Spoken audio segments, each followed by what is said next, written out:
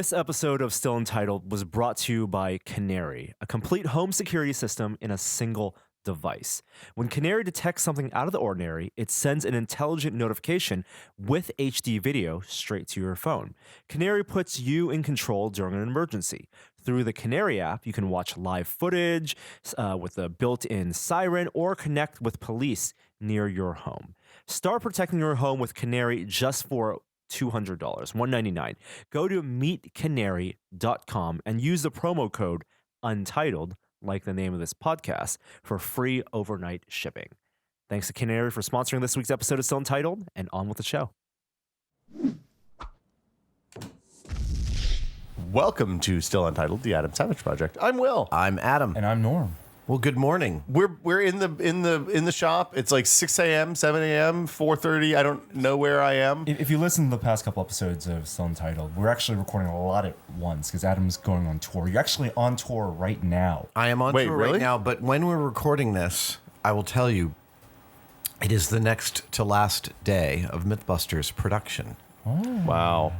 So what are you guys still shooting stuff? Are you We doing are still pickups and shooting stuff like that? We have some small pickups. We have some press interviews to do. We have some cold opens. Mm-hmm. Those are the little pastiches with which we start the shows. What's going to happen? Where is the last day going to happen, or can you say? No, it's going to happen here in San Francisco. Okay. It's not going to be... this isn't like a big finish. Not with a bang, but with a whimper? Yeah, it's Well, lots of little details. Okay. And then we're going to have a cast party tomorrow night. Oh, wonderful.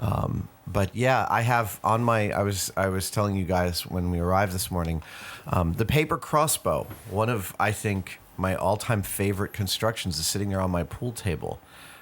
We built it. I built it back in 2004. During the time we got to visit Vernell Crittenden, who was at that point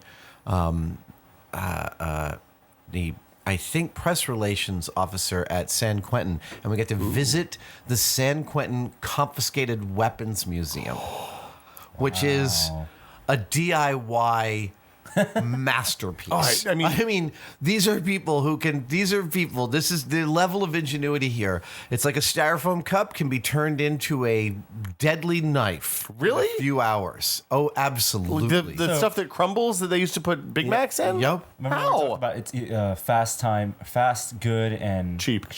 Yeah. There's no fast. There's exactly. Those guys have infinite time. So they can heat be it all up good. and they mold it with their palms and they slowly push the air out of it and they turn it into a plastic knife. But their palms can leave marks that identify who made the knife, so they put socks over their hands to do it. They can also turn poop into a deadly knife. They have in the San Quentin museum arsenal of shivs, etc. That really should be what the museum is called. Shivs. Yeah, shivs, etc. They have a seemingly an automatic rifle made out of plumbing parts that could fire multiple bullets. It's like, where did these guys get most It's like they might have had access to the shop. But are they I guess they just have unsupervised. I mean, I've watched Orange is the New Black. I know how this works. Yeah, you they have smell that? unsupervised time. One of my neighbors seems to have a Grow operation? I just think maybe a marijuana card. Oh, okay. I mean, they have anxiety. It's a real problem. I've been listening to nothing but Bond songs in my car all week. I've Wow. been listening to Skyfall. I've been listening to You Know My Name, which one's You Know My Name? You Know My Name is from the credit sequence for Casino Royale, which might be the greatest Bond credit love sequence it. in history. It's not because it's not that old. There's a whole style with the opening in the old movies where before CG, it was all layered composites and mirrors images. Very. And it's layered composite specific thing. It's a kaleidoscope of naked women while Bond wanders deadly through the middle of it. And then occasionally shoots the camera. Yeah, but And then the last two with the Adele and the Sam Smith song, those openings have kind of paid homage to that with composites. well, and this most recent one felt like a good old 70s Bond flick. With Daniel Craig shirtless standing there while the little women... The opening, yes. Yeah. And squids. What? CG squids also. It's octopuses. Also octopuses. It's not a squid. Octopi, Jesus. isn't it? But the Chris Cornell one with Casino Royale Yeah. The cards and the silhouettes. Oh, it's great. The whole animation tells a story, and then there's like, Well, usually the credits like presage the entire story. They frequently have told the entire story in the credits. or Not they in the same allude. way. So they allude to the story. So Mission Impossible Right, okay. absolutely does that. Right. So, for example, Mission Impossible just cuts pieces Right, of the right, movie. right. And there are aspects to the opening credit sequence. I saw Spectre. Yeah, and I know we talked about it either last week or a couple weeks ago.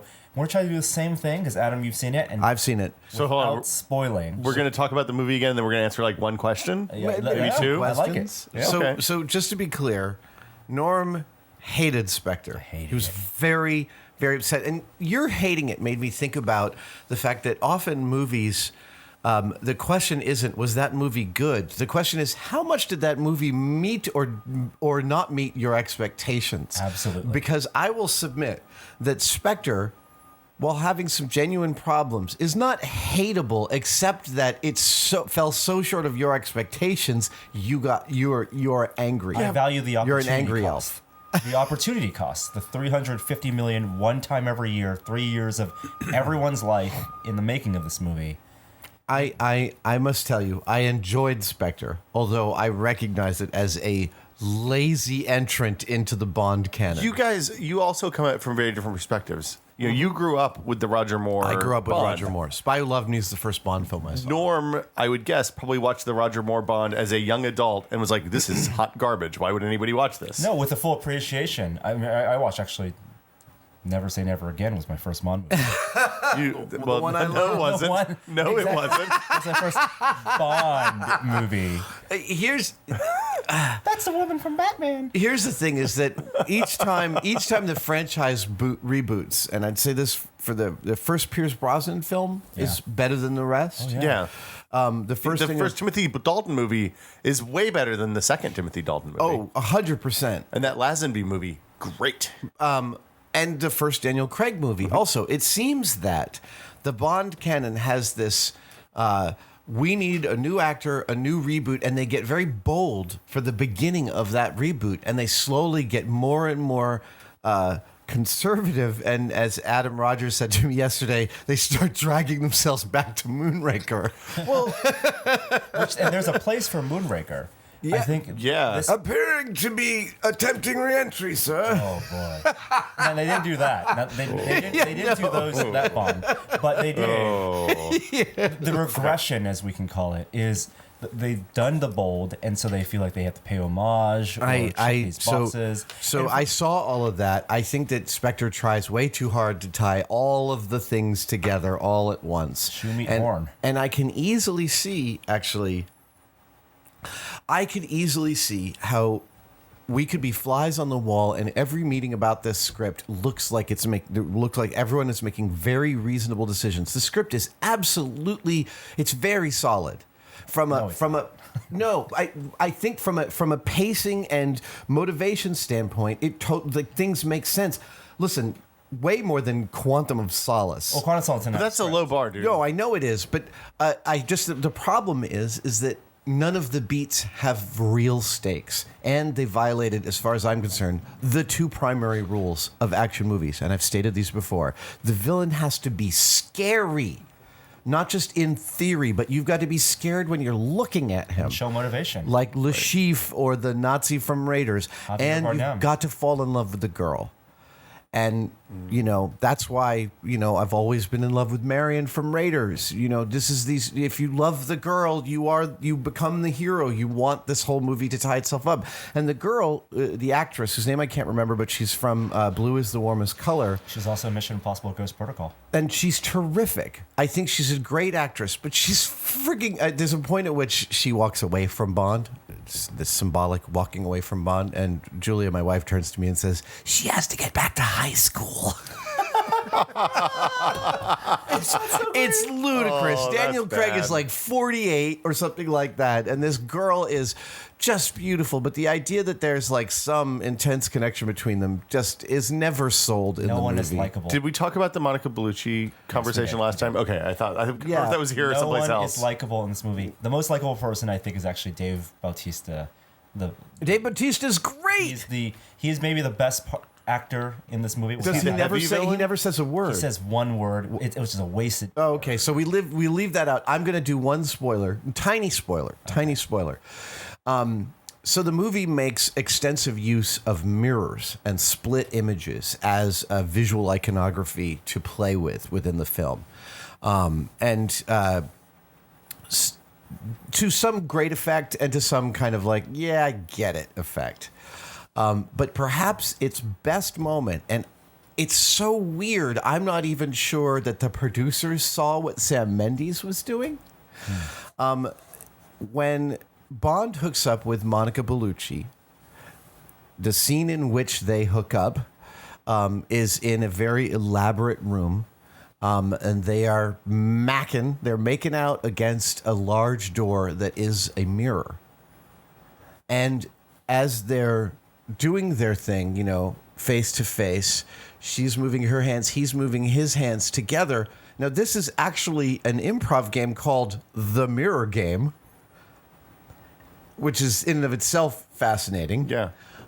Because that would, well, the next thing that you see is the wide shot where he is up against Monica Bellucci, up against the mirror door. You can't see Monica can't see Bellucci. her. It's like Bond is making love to himself. It's a vanity play. It's beautiful. I mean, it's actually, from a visual standpoint, I was like, well done, everybody. That's really Well, that's why complex and that's why you intense. pay for Sam Mendes, right? Is you Right. get a beautiful movie. And you know, that's the other thing. Movie is lovely, but the problem is Roger Deakins' Skyfall is such a fucking masterpiece visually. It's maybe the most beautiful Bond film, even though I don't think it's the best. Just talk about the manor fight scene when they lit up the entire the Skyfall Manor at night with all those lights. Yeah. It is a movie with great moments. I think Spectre, and a movie with a lot of terrible moments. The most boring, fast-paced car chase scene I've seen. But in a if movie. anything, sorry. So I would keep on saying this. I don't think the movie insults us. It may be boring and it may not be solid, but my problem with movies like Quantum of Solace is I'm insulted by the fact that you thought I would be willing to continue to the next part of the plot. It's not This the world lazy is not writing. enough. I was pretty insulted. Really? I think we'll take a step back, maybe 6 months later, and I felt pretty insulted by Spectre. When the DVD release Shoehorning- comes out, we'll sit down and watch it together, man. I will tell you that my crew went and most of them slept through it. Julia missed about an hour in the middle.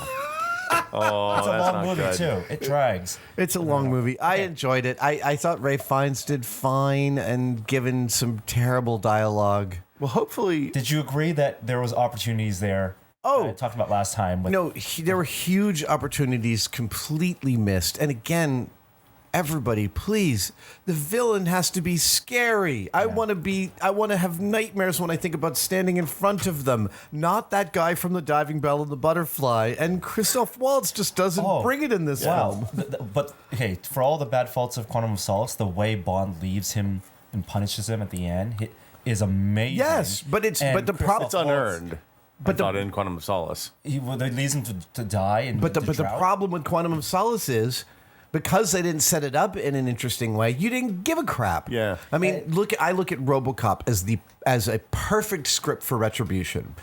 The opening, which I just showed my kids 6 months ago, I must have already talked. We talked about it. Yeah, Yeah. it's the opening is so horrifying. It's hard to watch it 20 It years later. Yeah. completely informs how satisfying the ending is. And the RoboCop, that's perfect because the revenge is through the lens of a zero emotion machine, right, that makes his desire for revenge even stronger. Right, the ability right. to have retribution.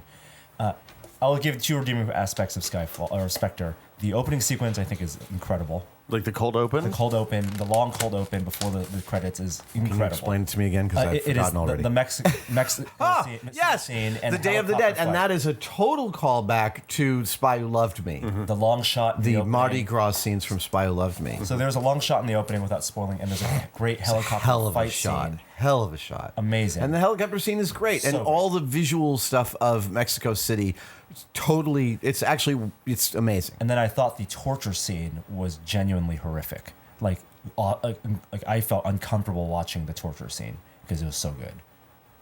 Yeah, It's so I agree. Visceral. Yeah, yeah. Good might not be the right. Well executed, great concept without being a. Oh, I thought the torture scene was it got me. I was super tense, but in looking at it and assessing it, I was like, really, this seems kind of Well, silly. again, the missed opportunity there was Yes. that they told you how I told know. you right there. I know. The I torture know. scene's gonna affect you in the third No, act of I the know. movie. It's gonna do something to you, and then nothing. Well, and frankly, you know, the central message of the movie, which has to do with surveillance and the bad side of surveillance, they never showed you the bad side of surveillance. They only talked about it. It's the movie equivalent of Star Trek's budget problem.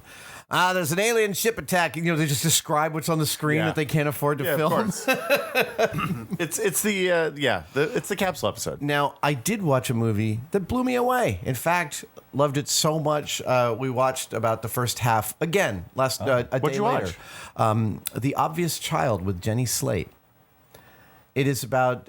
It is a small movie about a young woman, a young comedian played by Jenny Slate. She's the Marcel. Yeah, the Marcel Shell. the Shell. Yeah. Okay. If you have not seen Marcel the Shell, do yourself a favor, change your life, watch Marcel the Shell. Like you told me to do that. I went home. I watched it. I was like, I said, I'm going to put this on the TV. My wife and I are going to watch it. And we went through.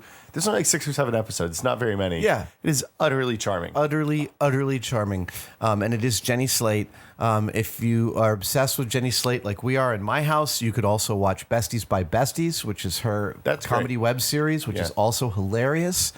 And Obvious Child stars her and also her best friend from Besties by Besties as a young female comedian who has a breakup, a one-night stand, and eventually an abortion.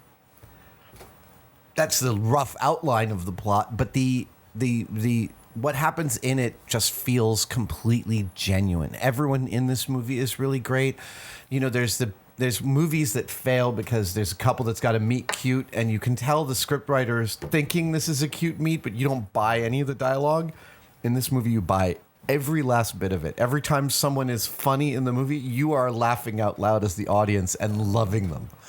We went through the first 5 episodes probably of the new Aziz Ansari show. Yeah, I we watched saw a couple that. of episodes I of saw 2 that. episodes of that. It is the most real, like watching it as a relatively new parent, their portrayal of relatively new parents and the old friends.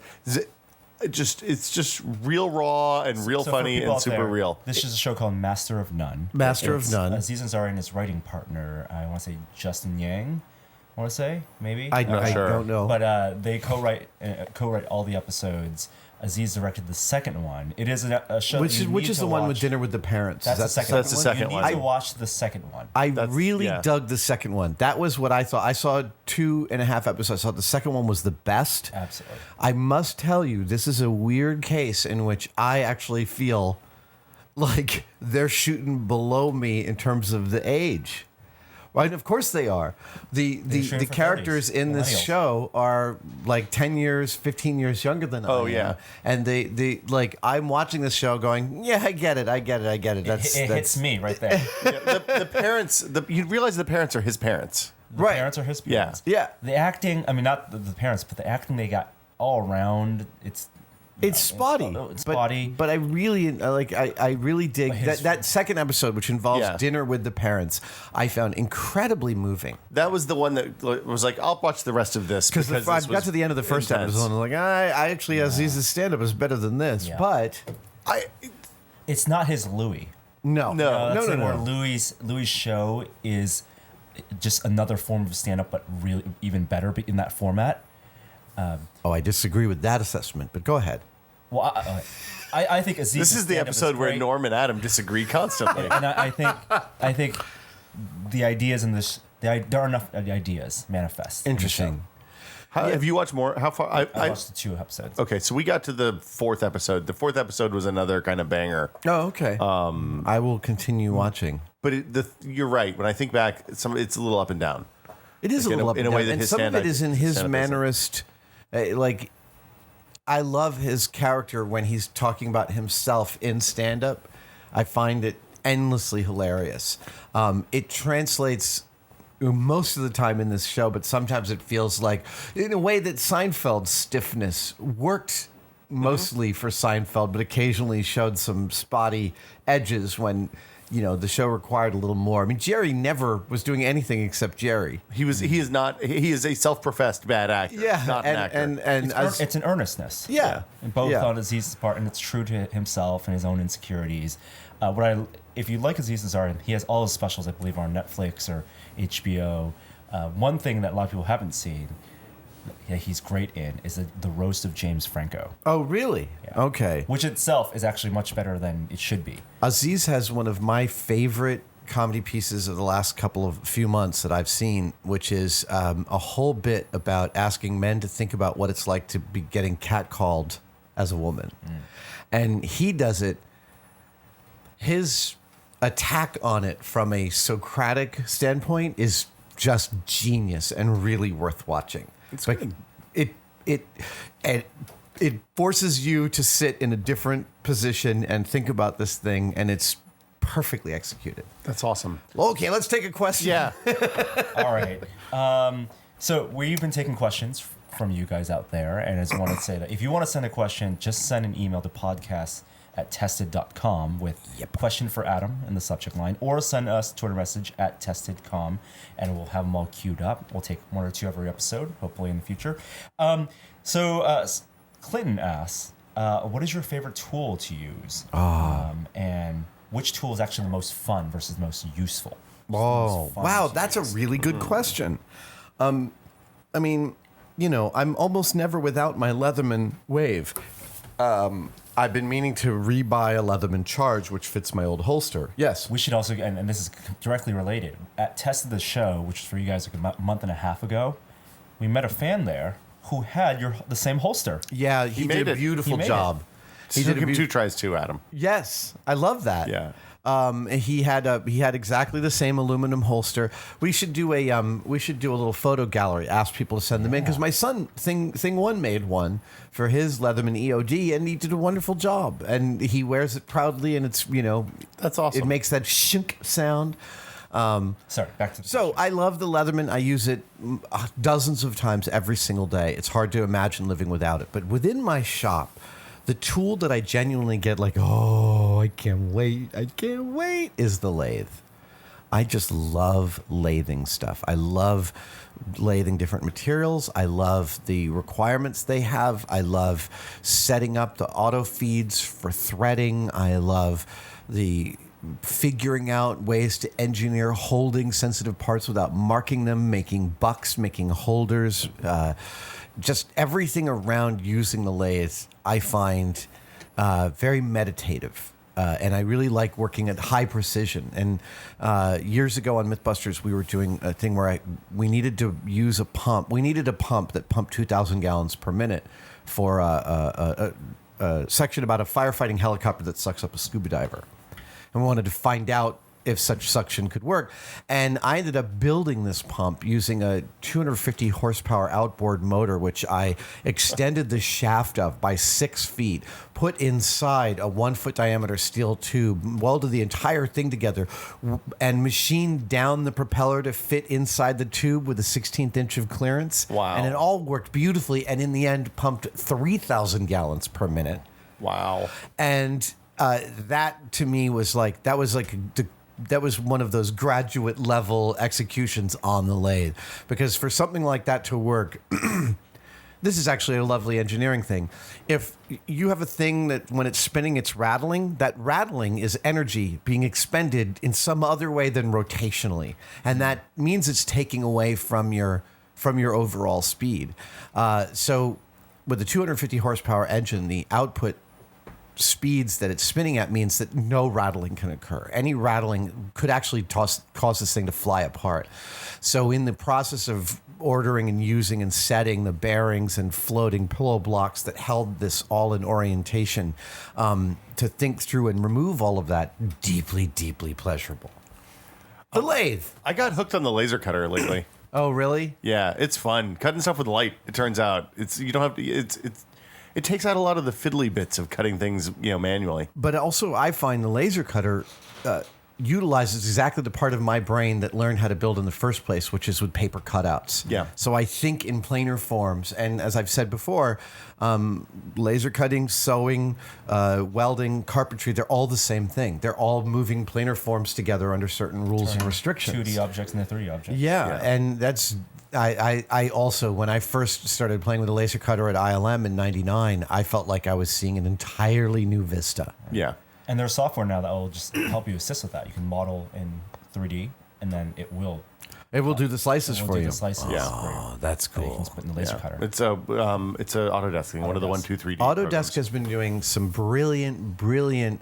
Autodesk seems to be spending a huge amount of energy on the interface, which is the weak point for most lay people, and I really love what they're doing. Every kind of time I building see tools that you need that you can have fun with without actually having the hardware to do anything with it yet. right, So you can just build a exactly. repository of 3D models or anything, designs, and if you get a laser cutter or access to a mill, then you can do something cool with that. Have you been? Which laser cutter have you been playing with? Yours most recently, yeah. It's really fun, and the power of it is great because you can cut through some really thick material. I mean, yeah, you can cut 1/8-inch plywood, no problem, and 1/4 inch if you want to get a little crazy. it'll do half inch It'll do 1/2 inch. slowly, but it'll do half inch. Wow, that seems like it would be really smoky and burny. That's the top. Yeah, it's the top end of its ability, and yeah, it gets really smoky. I actually would need to put in a full undercarriage suction plate in order to really be able to do that, because otherwise you get smoke on the lens. One of the coolest machines we've ever seen at any shop we went to was over in the Mission, a couple blocks from here, where they have a laser cutter that's big enough you can feed a sheet of 4x8 plywood, 4 foot by 8 foot plywood into, and they were making like all of their furniture in the office was made on that laser cutter. Yeah. Their benches, their stools, their Adirondack chairs. On the Matrix, second and third film, we had a 4x8 beam dynamics laser, which Fawn Davis and I were the managers of and supervisors of all the laser cutting, and it was so much freaking fun to have that thing. We spent a lot of time fixing it because laser cutters require a lot of maintenance, but man, you could cut such amazing things out of that. There we Shall go. we take another question? Oh my goodness. Okay, I'll take a short question. I'll save the long one for next time. All right. Obviously you have a lot of props and a lot of things. Let's talk about your inventory method. Do you inventory, and how do you inventory? No, currently my inventory method is all in my head. I would like to inventory. In fact, one of the things I want to do next year is get a couple of assistants in here to really start genuinely inventorying stuff, so we know what's here, we know its provenance. For the most part, if the piece has any import at all, my inventory is to keep it out and on display. I have very few boxes of important things. What I have boxes of are kits and uncompleted things. So that's what's up there in storage and over in the other part of the mission in storage. I try and keep everything out here so I can see where it is. And in general, there'll be when I come into the shop, I have two modes. It's either I'm making something or I'm doing infrastructure. And sometimes I'll just attack a shelf or two and slowly reorganize it until it's got all the things I want in it. Yeah, and everything has a story. I mean, we've done videos about this. It's a whole series of videos, but you can pull something out and tell a whole story about it. Is that a way of mentally flexing your brain? Yeah, it is. And I mean, I'll actually sit here and frankly grab a thing and think about it, or people come over. So we had a fundraiser here last week. Tracy Desjardins and I had a fundraiser for La Cocina, and the winners of that auction item, which is drinks here in the cave for 8 of your friends, they had watched all the tested videos. They knew this place shelf by shelf by shelf. It was actually almost a little creepy, but they were super awesome, and we had a great time. And so when they came across items they didn't know, they were like, okay, tell me the story of this. So when they went to the bathroom, they were like, oh my God, you never get to see this part. Yeah, the challenge coin collection. We haven't even gone through that. No, the challenge coin collection. I didn't know about challenge coins until well, there was a 99PI episode, but yeah. Your challenge coin collection is impressive and exhaustive. Yeah, it's pretty cool. We got to get Roman on this podcast. Yeah. I mean, we can probably make that happen. I think we He's can make pretty that busy, happen. but But yeah. I don't know. He likes telling stories. He's not for the conversational podcast. I think we'll make it work. Yeah, we could make that happen. Yeah. Cool. So we'll be back next week with another episode of Still Untitled. I'm still on tour. Adam's Go to still on tour. mythbusterstour.com if you want to see where I'm coming, see if I'm coming to your part of the country. It's a great show, and it's Jamie's last tour, so this is the last chance to see us together. We finish here in San Francisco on December 19th, and there are still some tickets available, so please get out and come see us. Awesome. And I guess we'll be back next week with another show. If you like us on YouTube, and leave comments. We love them. See you guys later. Bye. Bye.